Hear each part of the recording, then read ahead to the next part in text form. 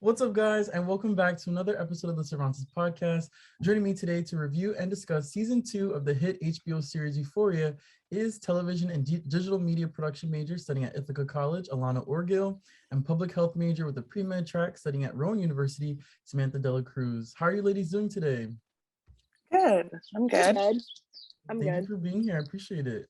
So for those who don't know, Euphoria is an American teen drama television series created and written by Sam Levinson. It is based on the Israeli television miniseries of the same name created by Ron Lasham and Daphne Levin. The series follows a group of high school students through their experiences of identity, trauma, drugs, family, friendships, and love. It stars Emmy Award-winning actress Zendaya, who also serves as a series narrator, alongside an ensemble cast consisting of Jacob Elordi, Alexa Demie, Storm Reed, and more. So the first question I had for you guys, according to a February 2022 Variety article, Euphoria is now HBO's most watched show behind only Game of Thrones. Each episode averaged 16.3 million viewers. However, this past season has received criticism with its depiction of drug addiction, nudity, and its pace and characterization. What did you ladies think of season 2? I enjoyed it. I felt like it was very different than season 1. Obviously, I think they tackled a lot like darker themes, specifically with Ruth's addiction, parent, like relationships between parent and child as well. Yeah, for sure. I definitely like season 2 more than season 1. Just going off what Alanna said, they definitely went into like heavier topics and like they went deeper into the plot line of season 1. Right. I think it was much more entertaining. I just wish it was more organized. Like I think season 1 was more organized. You got to meet everyone. It made sense. Do you think Euphoria glorifies drug addiction? I feel like a lot of people were saying that on social media. I wouldn't say they glorify it. Like, yes, it is a big central theme in the show, but I think the main objective, what they were trying to go for, was just about showcasing the realities of someone that struggles with drug addiction. And because it's, HBO and all the visuals are just so beautiful to look at, it may come off that way. And I think especially because the cast of the show is very well known and they have become very well known because of the success of the show, it attracted quite a young audience because, Zendaya is coming from Disney. And I think maybe some of her audience from from her Casey Undercover era followed her into Euphoria, and they couldn't understand the complexities of the show. And I think that it could come across intense for some people that aren't able to handle that. I guess what I'm trying to say is they're not able to handle that subject material. Right, like that content. And for you, Sam? I agree. I mean, personally, I don't think it glorified drug addiction. I agree with what Alanna said. It definitely showed the reality of it. Personally, like I've never seen a show that like had that many drugs, let alone that many hard drugs in it before.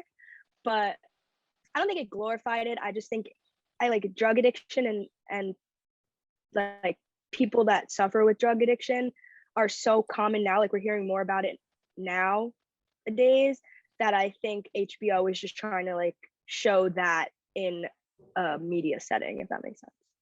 Right. And I think it's on, like you guys said, it's on HBO, so it's not gonna be like ABC where it's cable and it's ABC has like rules and guidelines, like if you know about it's like a little FCC, more censored. Right. It's much more censored. HBO, you can kind of do what you want.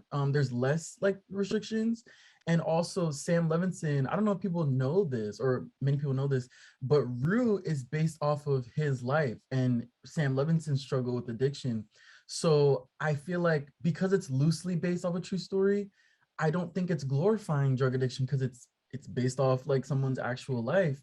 And I think people are just, like Alanna said, I think people are just not used to Zendaya and being in such a like adult material because of us growing up with her on Disney Channel and all that stuff. So I think it's not for everyone. I think it's a very niche audience. You either like it or you don't. And I don't think I think there's a lot of shows that have like drug addiction and crime and all like adult material, but why is it that Euphoria gets so much hate? I feel like because there's so many, it's not like a new concept. There's so many shows that with that material, so I always wonder like why this one or like why 13 Reasons Why when there's so many shows like that. Do you think the nudity in this season was overwhelming? Um, I don't think it was overwhelming. I think season one had a little bit more, especially the first episode in the locker room. That was really like a shock. But I think after watching season one, like you kind of expected it in season two. And I think season two had more than season one, I would say, but it wasn't like an overwhelming amount. Okay. And for you, Alanna? I also agree. I feel like in season two, there were times when it was a little unnecessary. Like I feel like we saw Sydney Sweeney's cleavage like at least once per episode. And then there was just some scenes where I felt like, okay, I kind of expected it that she would take her top up, but I feel like it's not really necessary. Yeah, but I wasn't mad at it. I think with season two, it was like a lot of her being nude, and with season one, it was like everyone. It was like more balanced. Right. Yeah, I think that's kind of what caught people off guard. But again, it's on HBO, and there are like, you know, warnings in the beginning of every episode. And yeah, if you don't like it, fast forward. Like that's what I do if I don't want to see something. Yeah. That's me usually when I'm watching Law and Order, SVU. Yeah. A lot of the stars in their contracts had no nudity clauses, like Zendaya, like specifically that scene in the first episode where they're at that drug dealer's house. I forgot her name. Is it Lori? Lori, I think. Yeah. Lori, yes. And like Chloe Cherry gets undressed, Angus Cloud gets undressed. The little kid, they put him in the closet. It's like, nobody wants to see you naked. And then Zendaya was the only person that didn't get undressed. And come to find out after that is because she has a no nudity clause in her HBO contract. I figured that because she isn't nude. Her character isn't nude ever. And I always wondered like, I wonder why. Does she have like a big say in the show? But yeah, that makes sense. And I think I was talking to a friend, like, do you think that female actresses that aren't like a big name have to show nudity and only Zendaya gets to like have a say because she's a big name, if that makes sense? I don't know. I think it really depends on the character and the creator of the show, what they feel like is necessary to advance the storyline for that said character. Okay, yeah, that's a good point. I think it might play a little part, just like how big the character is or how big the actress or actor is, because nobody really knew Sydney Sweeney before Euphoria, but everybody kind of knew Zendaya. So I feel like the creators of HBO were kind of like, okay, let's give her a little bit more say in what she wants and what she doesn't want to do, just to kind of keep like her fan base following. Right. And I think now that because now she has the Emmy, it's like now she really does like have a stake in how the show goes, because it's really her. And I guess now it's like everyone, but the first season for sure, it was definitely her like carrying the show, I would say. Would Euphoria be a better show if it took place in college? Yes, I've said this to multiple people before, that there's really no shows out there now that take place in college. It's either high school or like they're out of college, like 24, 25, living their life. And there's no show that targets that sweet spot for showcasing their struggles that college students go through, because it's a really, really tumultuous time, and there's low points and there's high points. And I feel like a show can be created centered around that. And if Euphoria was centered around that, I feel like it would make a lot more sense. Yeah, I agree. Definitely would be a better show in college. At least my personal high school experience, my friends and I never did drugs, never touched any of that. But like most people in high school don't have like crazy drug addictions like that.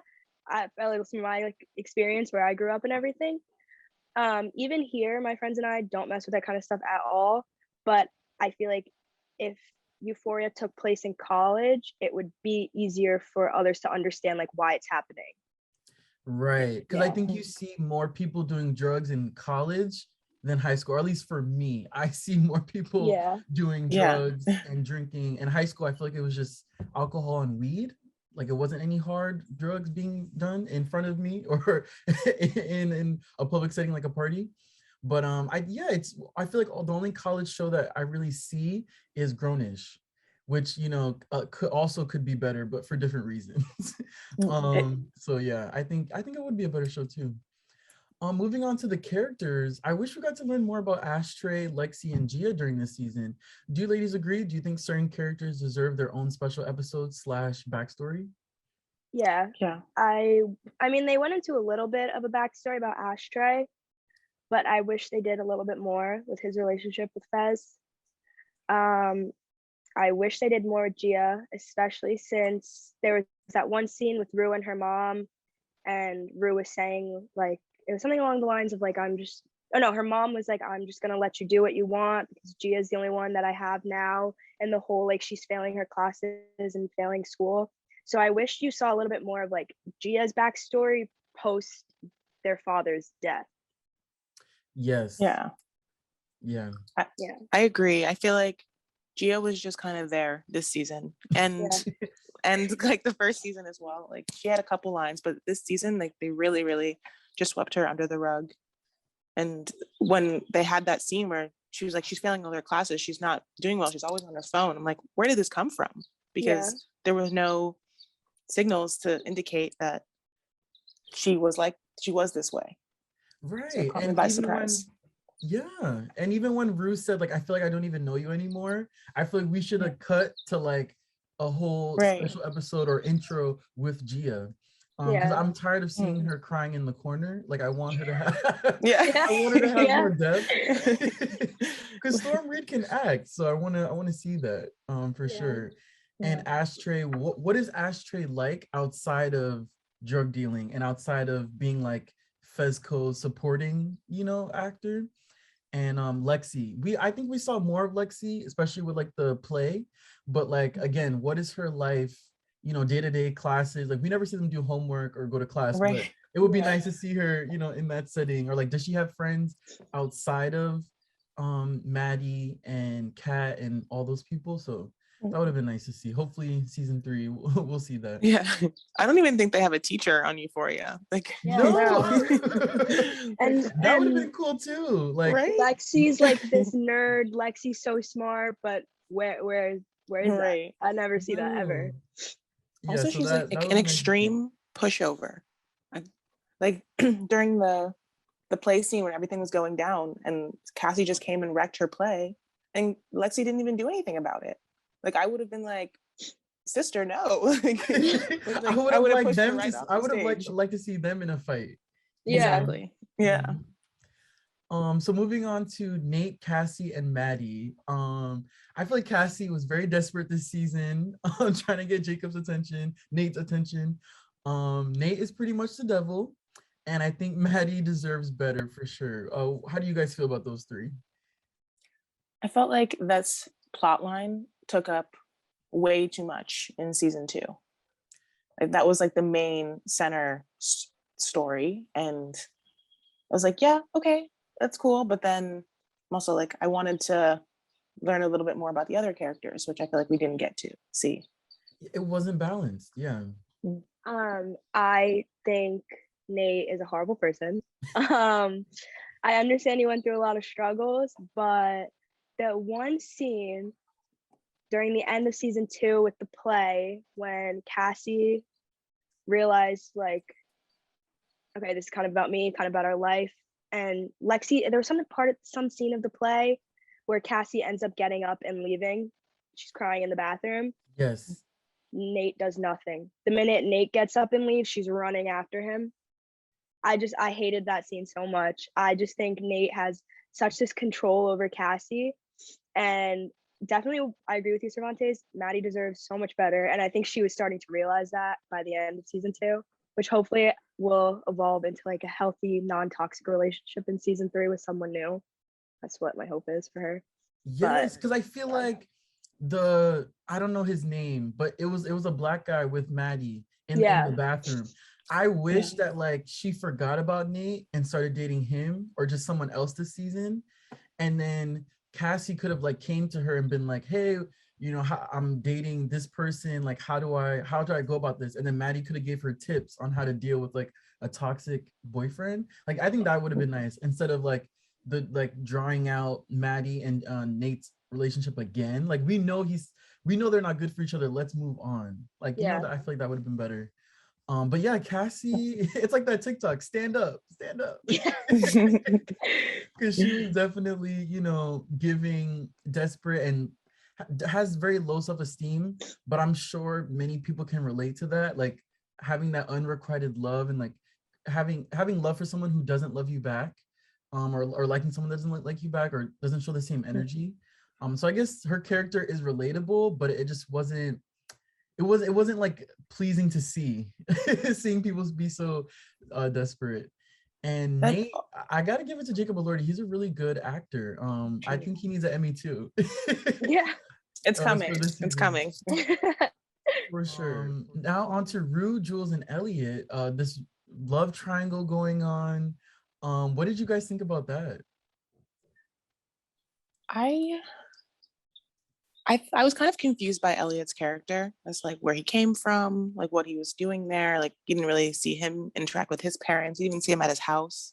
Like no, he's just kind of like this druggy guy that came in to like, you know, fuel Rue's addiction and then also drive a wedge between Rue and Jules. I'm like, where did this guy come from?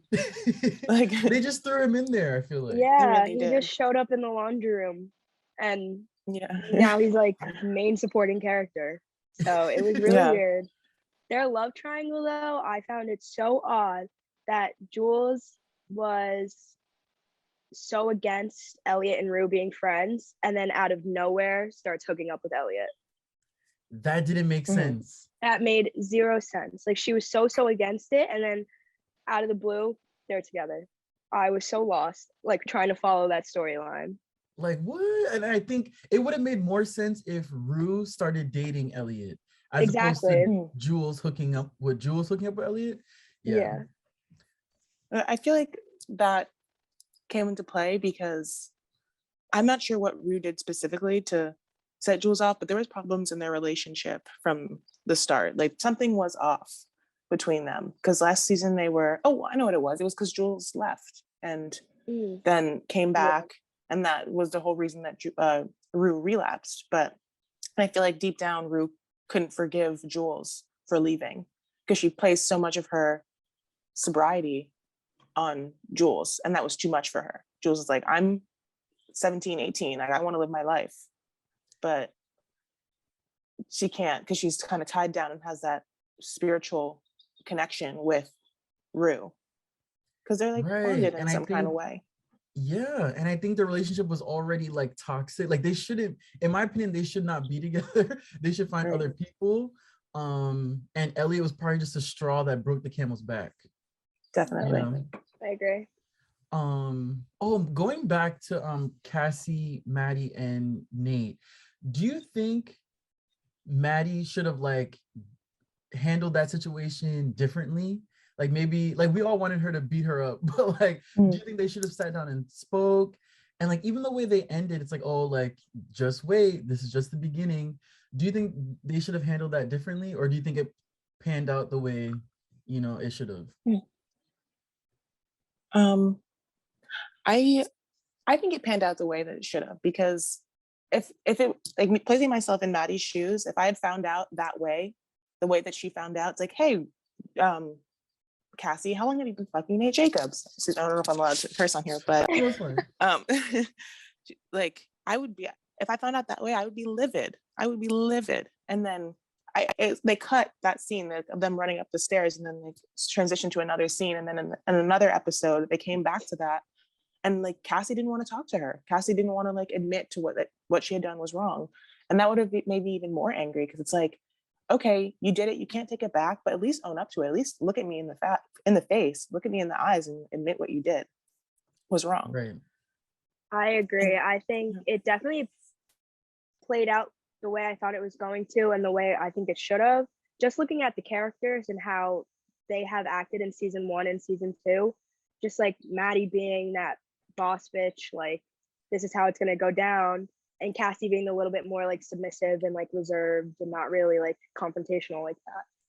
Right. Yeah, say it with your chest. If you're gonna mess Absolutely. up, Right. own up to it. Also, one thing that kind of just came to my mind was we talked about earlier, if this show had taken place in college, would it have been different? I feel like since it takes place in high school, you get those relationships with their parents, and kind of Maddie and Cassie kind of had similar upbringings with neglectful parents that weren't there. So they kind of bonded over that. But then there's that lack of accountability from that parental figure. And I mean, their mom is kind of an alcoholic, loosey-goosey, just not really there. Their dad left. He's nowhere to be found. And I don't really know what's going on with Maddie's parents. They touched on it in season 1, but I think it just, that plays a lot into why they did what they did. Right. And I think, yeah, maybe high school people would handle it like that, but I feel like college, it would be much more mature. Hopefully Cassie at a college age would be more mature. Right. And Elliot's song was way too long in that last episode. Yes. I was like, right? Is this like a promo for his album? Right.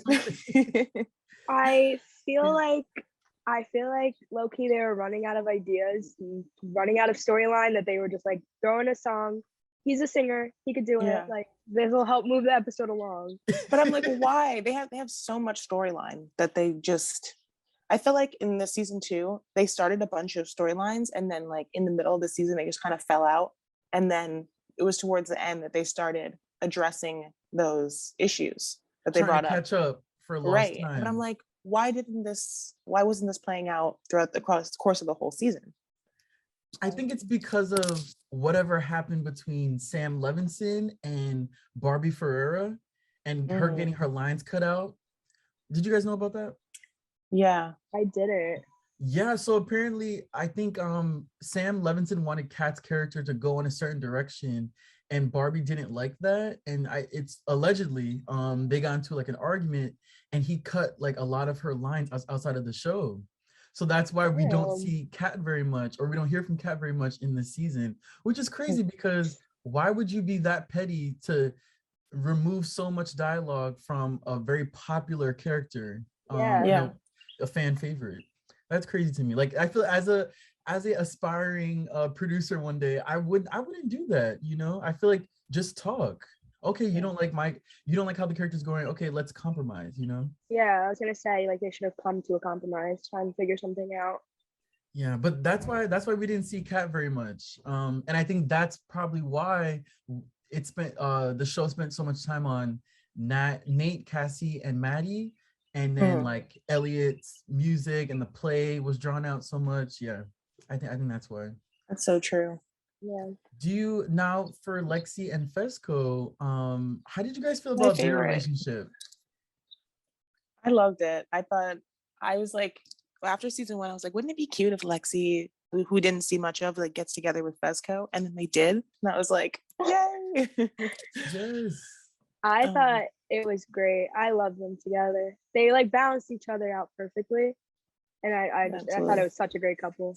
I think we like seeing the good girl, bad guy like trope. I think it makes sense. But he's not a bad guy though. That's the thing. Right. Like, I feel like if anything, like Ashtray was the one that was like the aggressor in most situations. And then it was Fesco that was like just trying to keep the peace.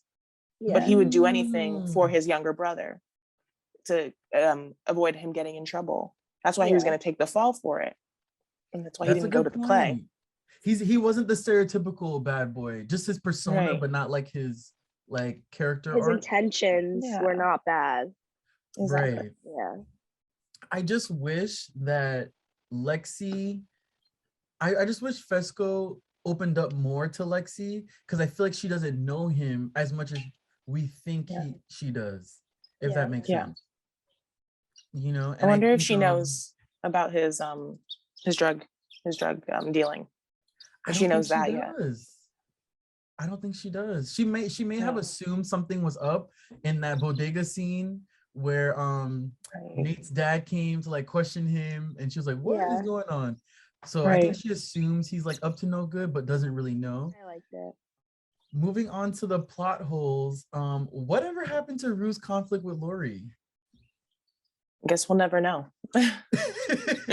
Like she literally just she used so many of the product and then lost all that money. Like why wasn't she I'm surprised Lori didn't like when she did kidnap her or when Rue came to her, I'm surprised she didn't keep her longer and that wasn't like developed more. Yeah. Yeah. Because Rue escaped. So maybe that she's like on the lookout for Rue. Maybe we'll get that in season 3.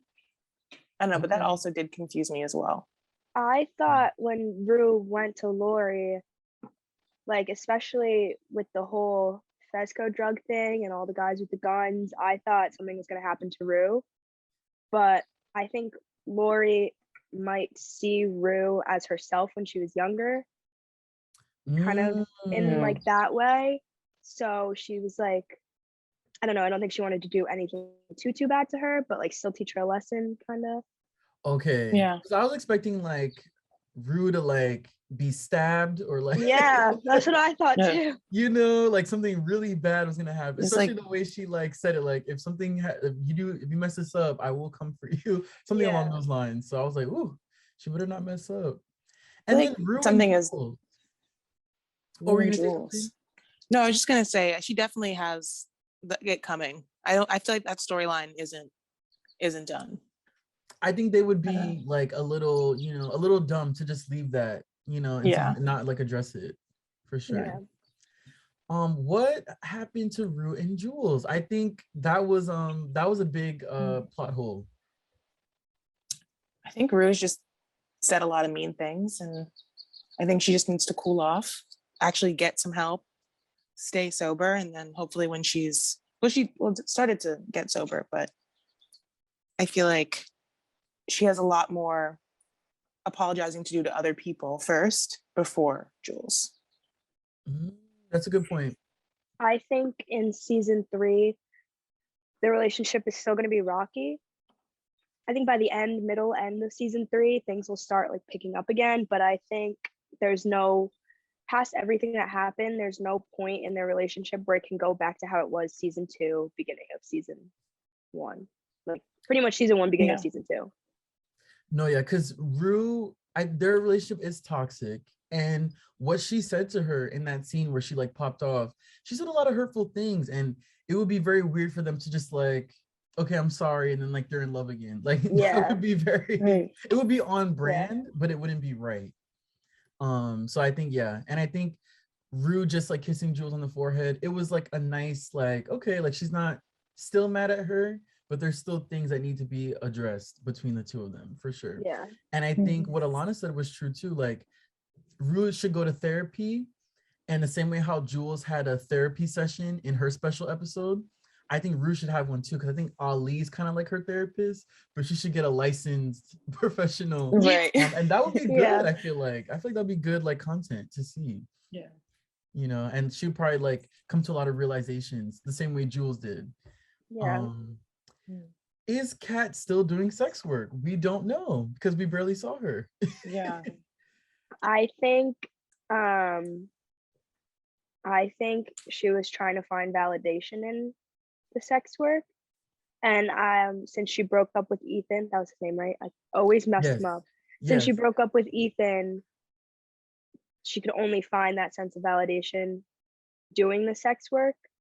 So I feel like I don't think she stopped. I think it honestly picked up a little bit more. I think they did reference that in like a small scene that she was in. It was like a sex scene between Cassie and somebody and Nate, I think.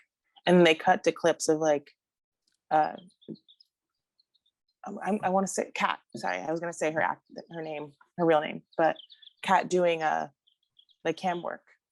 Yeah. And it was brief. It was very brief. Yeah, we didn't see much of it. And then we saw like the whole like self-love social media scene. Yeah. Where, like it was like being thrown at her, and then she wanted like a Game of Thrones Jason Momoa type of guy, as I opposed was to. so confused by I was like, that. what's going on? I was so lost. What am I watching? Yeah, literally. But what I gathered from that a little bit was like, okay, so if Ethan's not your type and you want this type of man, why did you even date him? Or why are you still with him? That was my question. You know, like if that's your fantasy, then like break up with him. Yeah. Or why even date him in the first place? Like that was, but it's part of the validation. The fact that just someone just loved her. It's like, okay, let me like stay with this, you know? Yeah. For sure. Whatever happened to McKay? We saw him in the first episode, for like 5 minutes. I guess because Cassie wasn't interested in him anymore. I guess maybe that's why he wasn't in it. But do you guys think he would have helped the season be better, or do you think it was right for him to not be in it as much? I think it might have helped the season be better only because if McKay found out about Nate and Cassie, I think that would have taken a lot of Cassie and Maddie like out of the picture, and there could have been more on like that bro code friendship kind of vibe. Because I know like everybody knows like girl code, you don't go after your friends' exes, but I feel like it kind of applies to guys as well. Yeah. You know, so I Yeah. feel like that would have been really interesting to see like how these two like macho men figured this situation out as well as the two girls figure their situation out. Yeah. That would have been cool to see. I agree. I feel like at the same time, it just didn't make any sense that he just disappeared without really any explanation. Especially because like behind the scenes, he was like just as equally confused, like the actor. Oh, so, I didn't know that. Okay. I didn't know that either. Yeah. He said like I had read something saying that he talked to before the season, he talked to Samuel Levinson about like his character arc for season 2, and then he just wasn't in that season anymore. Yeah, he came back at the party, talked to Cassie for like 2 seconds, and then talked to Nate for a little, and then left. Yeah, that's terrible. That's terrible, especially because like I want more diversity on the show. So I was happy to see Elliot. I was like, okay, another Black person, kind of half Black. So it was nice to see, because I saw a TikTok that said Rue needs more Black friends, but then I saw another TikTok that said if she had Black friends, it would have ended after episode 2 season 1, because her Black friends wouldn't have let her do all that crazy stuff. But yeah, that's crazy that McKay wasn't, or the actor, I forgot his name, wasn't told that he wouldn't be in the season, or like was just as confused as we were. That's crazy. Who is, so in that photo, who is the third Jacob's brother, or who is that other kid? I think it's Ashtray. Me too. That's what I've heard. My friends disagree with me, but I think it's Ashtray. Oh my gosh, that's like a shock to me. I never thought of it that way. Because like they adopted. Fesco? Is it? I'm trying just naming all the white men in the show. Yeah. Well, Ashtray, I mean, Fesco and Nate are the same age. So unless he was a twin. It could have been, yeah. But I mean, it makes sense. They adopted Ashtray from, I'm not sure, I don't remember where, but like the grandma adopted him. So he could have just like, she could have had some beef with Cal or the mom, and been like, I'm taking your kid because you're unfit. Yeah. Or it's gonna be a new character that they introduce for season 3, because that would be a good plot line too. I don't remember in the picture, was it like a baby or was it like an older? I think it was like it was a young family photo. It was like a young, because I was gonna say maybe it's like a new character that kind of like grew up with Cal and his wife, but then kind of moved on past like high school, college. But if it was a young kid, I'm gonna go with you guys and think it's Ashtray, because I really don't like. It could be. It just makes sense. It makes sense. Yeah. He's young. He fits the, if you do the math, it kind of works out. So yeah, I would like to see them address that next season. Is Maddie leaving East Highland? Because she seemed very like, what's the word? Like she was gonna miss the kid that she was babysitting. So it's like, oh, is she going off to college, or is she moving away? I would like to think she's gonna go off and leave East Highland. Only because, like what you were saying before, Cervantes, she was putting a lot of effort into missing the kid she was babysitting. And I'm pretty sure the mom, I think her name was Samantha, was telling her, like, get out, like, you have so much potential, you can move on from this. And I think Maddie's starting to realize that. And I know, or I can infer that she doesn't want to end up like her parents. Right. And like, I think she's starting to realize that self potential that she has to move on and do better things. So I want to say in season 3, she's going to be gone. I think they'll still follow her into college, but I think like it'll, like she won't be like central, like a central yeah, character. yeah. I hope that she moves on as well. I think, but I'm also like, what would she do? Like, where would she go? Would she just go to college, or would she just kind of move somewhere else? Is she gonna go to FIT? She seems like she likes fashion. Yeah. Right. Yeah. Yeah, like true. I'm just, it's they kind of didn't really show her having really any hobbies in the show besides just being the fashionable one. Yeah. Right. So I guess we can like infer from that she could go to like FIDM, just like in LA. But I would like to see that. I'm not sure. You know, and like have her go to college, maybe meet people. That could be a storyline. If she does leave the show or is like moves down to like a character B type of thing, I would miss her because she's one of my favorites. So it would be weird to see like one of my favorites not be a central story. Because sometimes I forget, oh wow, like the show's about Rue, not, not her friend. But also it's like, what year are they? Are they, because they're like 17, 18, but are they juniors? Are they seniors? Like they never really said, like, I have no idea what it's gonna be. Juniors? Lexi's younger than Cassie, right? Yeah. But Lexi seems, not even maturity wise, just like overall her character just seems older than Cassie. So like, how's that working out? Yeah, you know? I think it's Cassie, Maddie, and Nate are older. They're like a year older, and I think Rue, Jules, and everyone else is younger. I think a year younger. Okay. But because they all are in their mid-20s, almost 30, they all look like old. Like, yeah. True. Do you think that's a problem? Do you think that if it's a high school show, the actors should be high school age? No, not necessarily, but I do think it does feed into like unrealistic standards of like what we expect high school to be.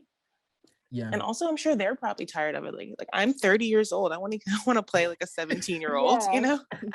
You're 30 playing 16, 17. Yeah. Like, that's crazy. Yeah. And whatever happened with Samantha and the recordings of Maddie that she took? Like, I feel like she knew. She definitely knows and just either decided not to do anything about it or she's going to keep it in her back pocket for later. Yeah, I agree. Because she gave her the dress that she was trying on. So maybe that was just like a peace offering. Like, I know what you did, but at the same time, like, I know that you are a good person with good intentions and you deserve way much better than being here. And I agree with that because I feel like that also plays into her giving Maddie so much life advice and letting Maddie into her life more. Yes. And people were saying that they like each other or like there's gonna be a potential.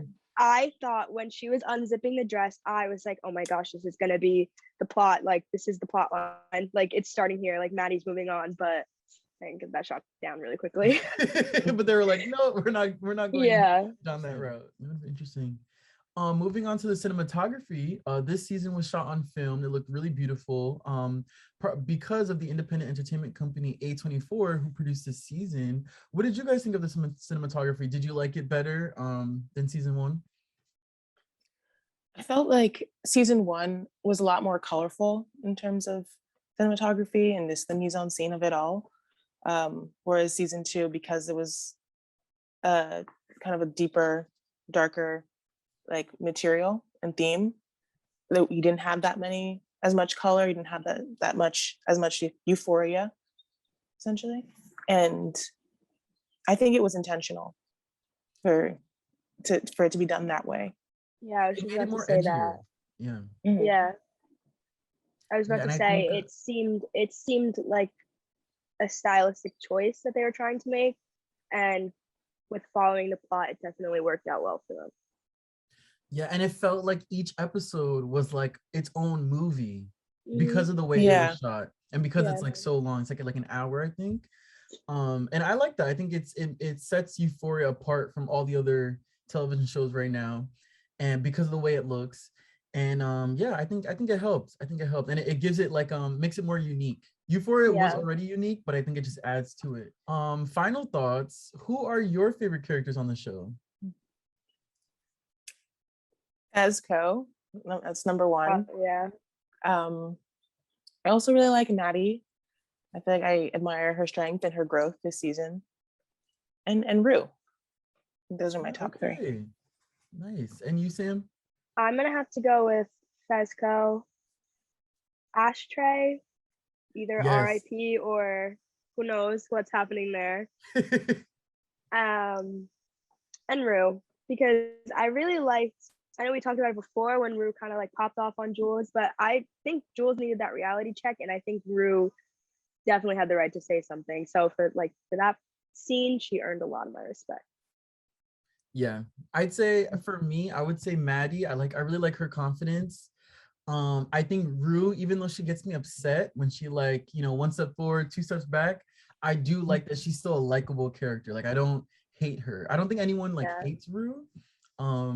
Yeah, I'd say Rue, Maddie, Fezco, I think he's funny. And I miss Ashtray. I think I wish I got to know more. I wish I got to know more about him. Yeah. What were your favorite moments from season 2? I really liked the scene with I forget which episode it was on, but it was Cassie and she was like surrounded by like, flowers and the kind of Yes. like the camera's like zooming out and she's like crying and they play that really beautiful Labyrinth song. Yeah, it And looked like a painting almost. yeah. I think that was my favorite part. And the play. I The was play just was about to say good. Yeah. I think the play was probably my favorite part because it kind of shows Lexi's character a little bit more, which everyone was kind of asking for. Either the play or that one scene where Cassie was crying in the bathroom during school, and then like she pictured everyone kind of talking about her, or she like went off in the mirror, but it didn't Yes, and actually admitted happen. to what she Yeah, did. yeah, And then it was all Yeah. like just like a dream or like a yeah, yeah. nightmare. Yeah, Mhm. that was good. I really liked that scene too. That was good. And it became a meme. Like when Yeah, I Maddie think it was started like a making sound jokes. on TikTok. So at the scene where she was like, I have never, ever been Yeah, happier. Okay, yeah. yes, I remember. That was good. That was good. For me, I think any moment when Rue's rapping, like to like a hip hop song, I'm like, oh, okay. And like the back of Fezco's car, just like Yeah. going Yeah. off. Those are so funny to me. I'm like, okay, Zendaya. She's got bars. Right. Were you guys disappointed by the season finale? Yes, just because I was disappointed by the whole arc of the show in general. I hated that they waited till the last couple episodes for everything to go down. And then, but at the same time, I feel like it set it up really nicely for season 3. So hopefully we don't have to wait as long for season 3. Yeah. I'm disappointed but not surprised. Yeah. Because I feel like shows never really know how to end a season. Yeah. They never really know what to do and they don't want to disappoint people. And I think what was I gonna say? I wish I had a really good point. I wish that Rue didn't wait. I'm glad that she got clean. I'm just wondering, like, okay, if she's clean, can Euphoria still be a good show if she's clean? Like, I want her to be healthy, but like, will it still be good? Or like, are there other things that we can talk about? And when Fez, I'm glad that they didn't kill Fezco off because I know people would have been pissed if it was Ashtray that survived and not Fezco. But did Fezco die too? I feel like that's another plot hole. You know, like we don't know. There's so many theories about that Yeah. I don't even know what to think anymore. Honestly, like I've read so much that I can't even form my own opinion on it. In preparing this episode, I watched so many Euphoria like theories. I was like, oh my god, I was like writing them all down. Like I need to talk about this and this. But yeah, like I don't know. I'm assuming he's still alive. But again, we don't really know. I think he is. I think he's alive, and I think they just arrested him. Okay. And I think Ashtray's dead. Which makes sense.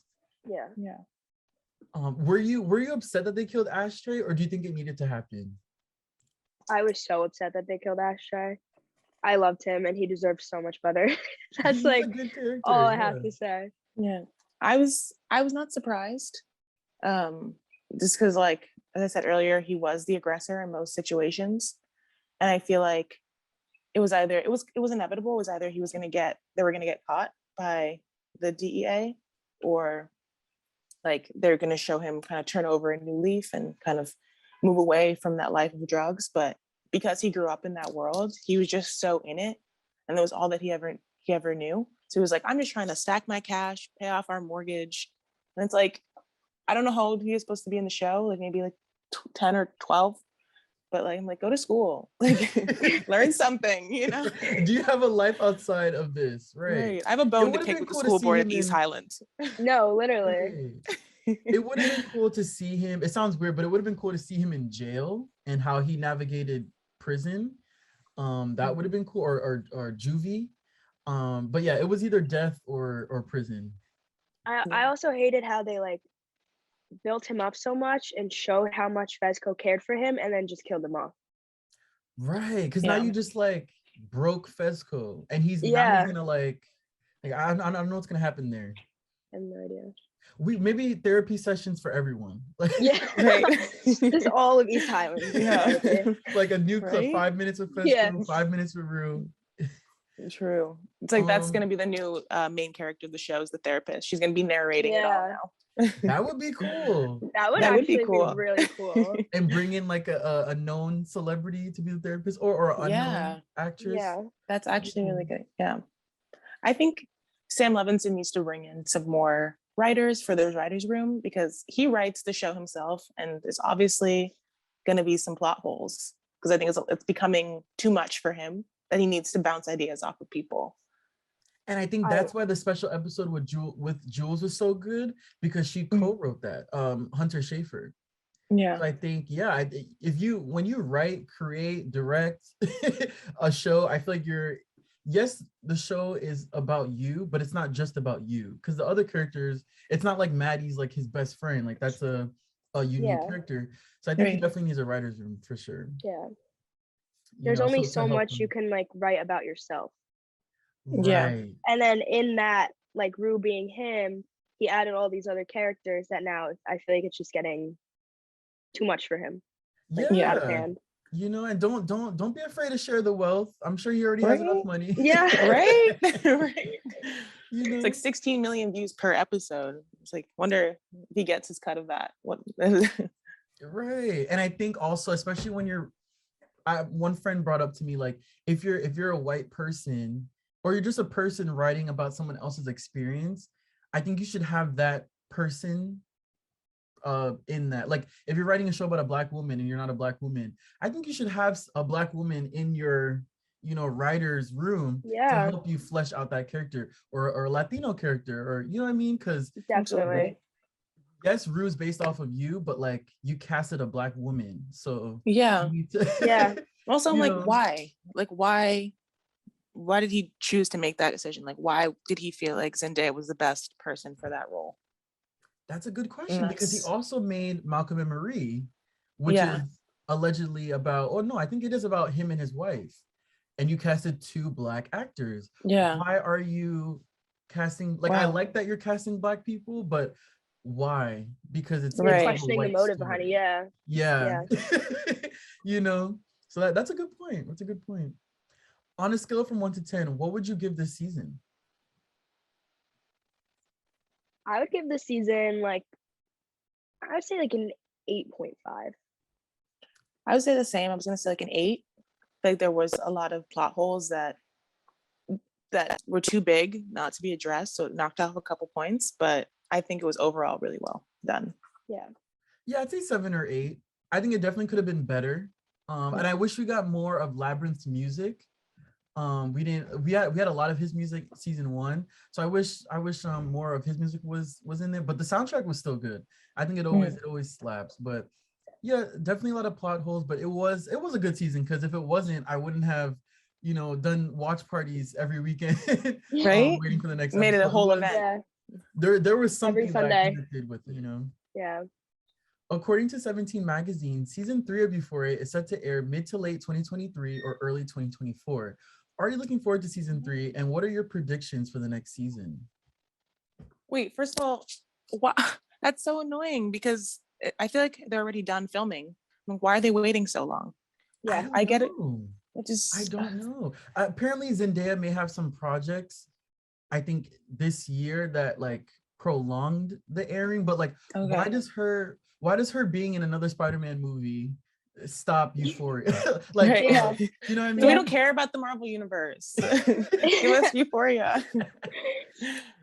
I'm definitely excited for it. I just think it's way too long. And I think the hype about the show is gonna die out by the time season 3 starts to air, and everyone's just gonna be like, oh, Euphoria is back on. I mean, I could be wrong, but personally, I'm just gonna be over it. Like, I'm kind of over it now. I watched it kind of a couple months ago. It's the end of season 2, so I'm kind of just like, right, like it's April season now, 3 will come out when it comes out. Yeah. No, yeah. And at our age group, which the show is targeted towards, we have a very short attention span, or at least I do. So are we going to still care about these characters and about this story a year from now? Like, I don't know. Or if it's not Spider-Man, it's Dune that she's filming. Okay. And that's like a long movie with a lot of cinematography.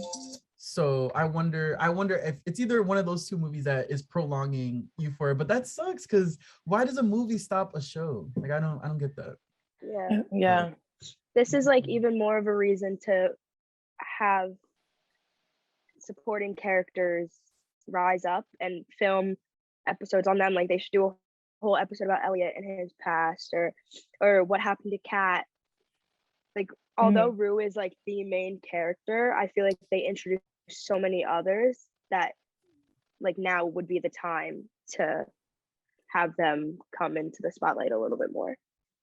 I agree. Right. And like maybe focus on other characters, like you said, and not so much Rue, even though it is her show. Yeah. Or she could still narrate it, but like have, like you said, have the focus be on have the special episodes like they did in the season 1, where each episode was kind of devoted to a specific character, versus and the special episodes as well. Shouldn't take long. You're just talking. Right. Hey, just send me your voice. You can do it in bed at night, like when she's done filming. She really could. Yeah. And any predictions for the next season? Like, do you think certain things will happen, or predictions? I think Fez is going to be in jail for a little bit, so I wonder how that's going to play out. I like to see, like, Maddie kind of mature into her own. Cassie also forget boys and just kind of focus on herself for a little bit. Rue hopefully like coming to terms with her addiction, like actually getting some real professional help. I want to see more of Gia. Yes. I would like to see if what you're saying, Alanna, Fez in prison, I'd really like to see Lexi and that relationship, how that's going to work out. Yeah. Because I think something might happen there. Gia, totally, 100%, love her. I really want to see like if the town comes together for Ashtray, or like what happens with Ashtray since he didn't really have any family. And then I really want to see what's going to happen if anything more develops between Nate and his dad. Ooh, yes. I would really like to see anything between them. Yes, because he was arrested, but I wonder, like, what's gonna happen with the family? How does the mom feel? Yeah. Yeah. That whole so That was crazy. insane. I was just like, I think the room was silent when me and my friends were watching. I was like, what? Right? Did that really just happen? But they're such a broken family. So I'm like, are they going to come together? Are they going to reconnect? Or are they just going to like go their separate ways and Cal can finally live his true, authentic life that he wants to live? Yeah. Like, and not have it be in secret. Yeah. Right.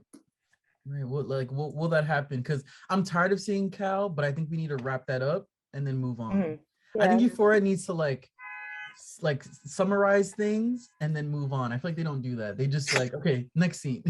Yeah. Right. Right. But thank you so much, guys. I feel like we covered a lot. Not everything, because that would be 3 hours. But thank you so much for joining me on the podcast. This was so fun. Where can everyone follow you guys?